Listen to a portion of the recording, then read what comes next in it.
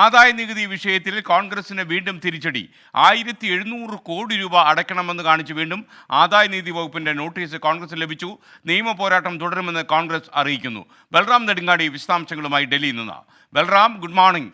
കോൺഗ്രസിന് ഇരുട്ടടി പോലെ വന്നു ആ ഇൻകം ടാക്സിന്റെ പുതിയ നോട്ടീസ്. പറയൂ.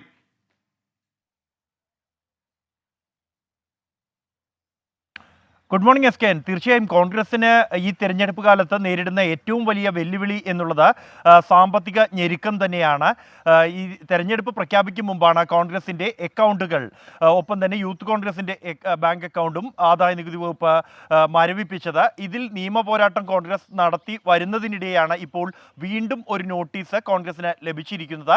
2017-18 സാമ്പത്തിക വർഷം മുതൽ 20-21 സാമ്പത്തിക വർഷം വരെയുള്ള കാലയളവിലെ വരുമാനത്തിൻ്റെ 1700 കോടി രൂപയുടെ നോട്ടീസാണ് ആദായ നികുതി വകുപ്പ് ഏറ്റവും ഒടുവിൽ ഇന്നലെ കോൺഗ്രസിന് അയച്ചിരിക്കുന്നത്. ഇത് എന്നുള്ളത് ഇതിൻ്റെ പിഴയും പലിശയും അടക്കമുള്ള തുക ചേർത്താണ് ഈ 1700 കോടി രൂപ എന്നുള്ളത്. നേരത്തെ തന്നെ 3 സാമ്പത്തിക വർഷങ്ങളിലെ 2014 മുതൽ 2017 വരെയുള്ള സാമ്പത്തിക വർഷത്തിലെ കണക്കുകളുമായി ബന്ധപ്പെട്ടാണ് നിലവിൽ ഇപ്പോൾ കോൺഗ്രസ് നിയമ പോരാട്ടം നടത്തുന്നത്.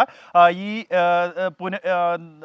ആ ഘട്ടത്തിലുള്ള നികുതി പുനഃപരിശോധിക്കണം എന്നുള്ള തീരുമാനത്തിനെതിരായ കോൺഗ്രസിന്റെ ഹർജി ഡൽഹി ഹൈക്കോടതി തള്ളിയതിന് തൊട്ടു പിന്നാലെയാണ് വീണ്ടും ഒരു നോട്ടീസ് കോൺഗ്രസിന് ലഭിച്ചിരിക്കുന്നത്. ആ കാലഘട്ടത്തിൽ നികുതി അടച്ചിട്ടുണ്ടെങ്കിലും 540 കോടി രൂപ കോൺഗ്രസിന് വരുമാനമുണ്ടായിട്ടുണ്ട് എന്നും അതിനനുസരിച്ച് നികുതി അടച്ചിട്ടില്ല എന്നുമാണ് ആദായ നികുതി വകുപ്പ് വ്യക്തമാക്കുന്നത്. എന്തായാലും നിയമ പോരാട്ടം തുടരുമെന്ന് തന്നെയാണ് കോൺഗ്രസ് വ്യക്തമാക്കുന്നത്. S K N. Okay, thank you Balram Nedungadi.